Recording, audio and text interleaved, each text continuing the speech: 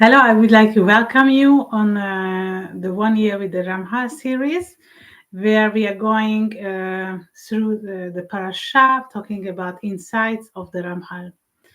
So let's start it. And this week we're going to have the parasha of Vaera. וידבר אלוקים אל משה ויאמר אליו אני השם. And the Creator spoke to Moses and said unto him, I'm the Creator. וירא אל אברהם, אל יצחק ואל יעקב באל שדי ושמי השם לא נודעתי להם. And I appeared into Abraham, into Yitzchak, and into Jacob, and God Almighty, but my name is Yud-Kei-Vav-Kei, I made me not known to them. Okay, so in this previous section, at the end, Moses spoke to the Creator in an improper manner, so he will surely face some punishment for it, which according to Chazal arrives to a slight delay. Okay, why do we have this delay? Because the Creator felt empathy towards Moses, who focused on the pain of the Jewish people in Egypt.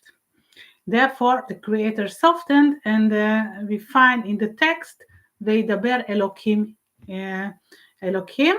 And if the Creator would be more judgmental, then we would find Veyomar, indicating more the authoritative tone. From this, we can learn that if we ourselves are understanding, accepting, and have a helpful attitude towards our fellow humans, then the Creator will be also merciful towards us, despite any negativity that we have in our spiritual account. Therefore, when we have in the line Veidaber Elokim el Moshe v'yomer elav ani Hashem, that despite this inappropriate tone and thoughts, according to the Creator, Moses would deserve punishment, yet it will be softened after, and delayed and softened, and the Creator response to Moses will reflect not only in an appropriate aspect, but also Moses' character, in the way that more profound than anyone else, even like the patriarchs, that we find that Moses will have a much more intimate relationship with the Creator. Okay, then we might proceed. ויאמר ומשה בן 80 שנה ואהרון בן 83 שנה ובדברם אל פרעה. Moses was 40 years and Aaron was 43 years old when they spoke into Pharaoh. Okay, so Moses was living 80 years and Aaron 83. Then they went to Pharaoh. Why did the Creator send these two people, individuals, Moses and Aaron, for this task? And because both were very elderly men, okay, would have been better than sending a younger person to stand before Pharaoh. And why exactly the age of Moses and Aaron become significant right now, and in this case, and not before. For instance, a young and bold individual would have been a suitable, wouldn't have been a suitable representative for the Jewish people in negotiating to Pharaoh, because Pharaoh's astute mindset. And if it would be a younger one, then would have be a reactive and impulsively attitude that would act and kind of out of anger. Most elderly people possess more experience and more composure. Actually, the Mishnah and the Pirkei Avot states why was it perfectly fitting that this duty for Moses and Aaron. And according to the Pirkei Avot says that it's 80 years old that people have the gvura, the strength, the spiritual power that they have. Okay, and the Jewish people needed this spiritual strength when they were dealing with Pharaoh to overcome his thoughts. Also, from in this parasha, we're going to start the 10 plagues. Okay, and the first plague is the blood, the dam. ויאמר השם אל משה אמור אל אהרון קח מטה ונטה ידיך על מימיני, מצרים אל נהרותם, אל יערוכם, ועל אגמוהם, ועל כל מקווה מימיהם, ויהיו דם, והיה דם בכל ארץ מצרים, בעצים ובאבנים. And God said unto Moses, saying to Aaron, take the rod and search out the land over the waters of Egypt, over the rivers, over the streams, and over the pools, over all the ponds of water that may become blood. And there shall be blood through all the land of Egypt, both in vessels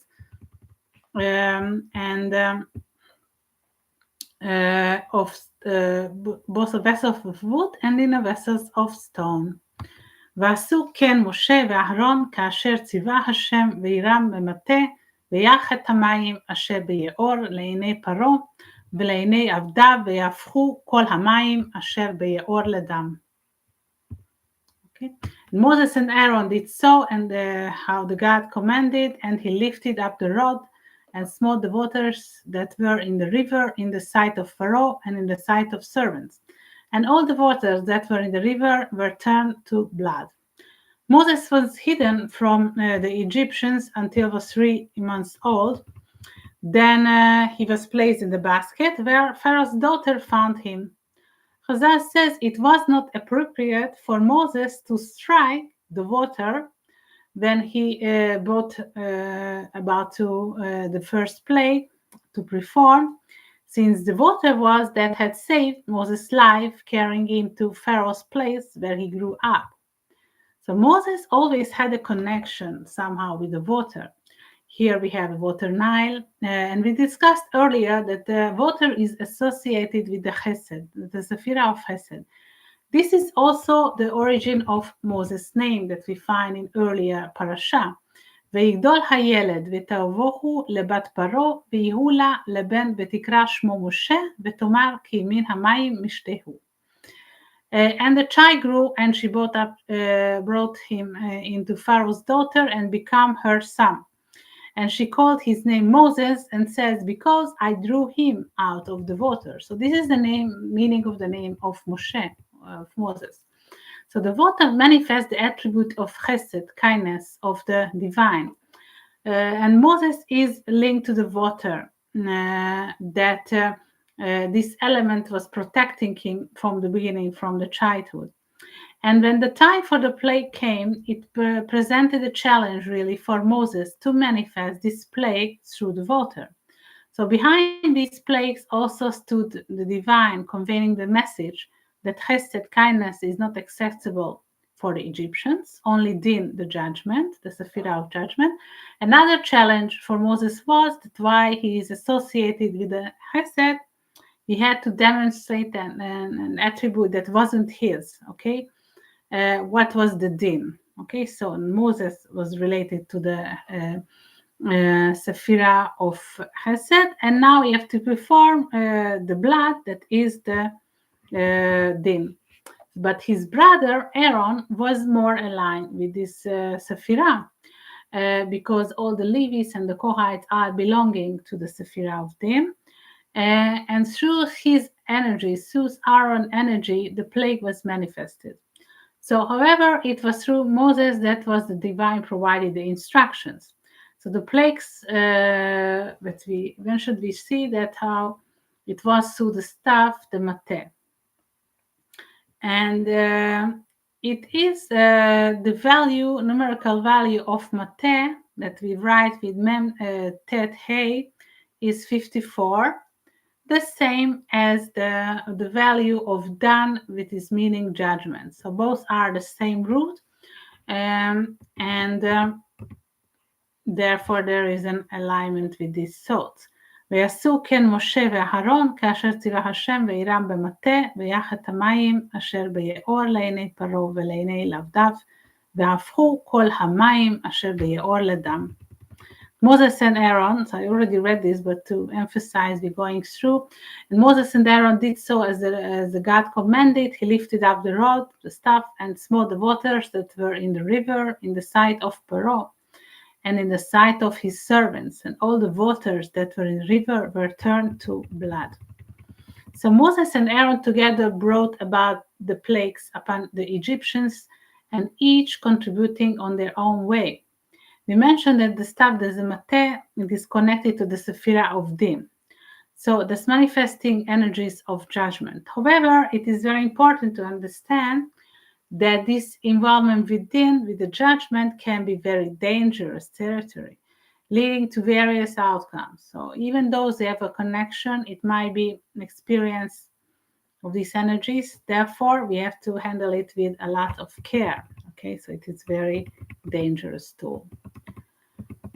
So, and then we have another issue here. ויקרא פרעה אל משה ולאהרון ויאמר לכו זבחו אלוהיכם בארץ.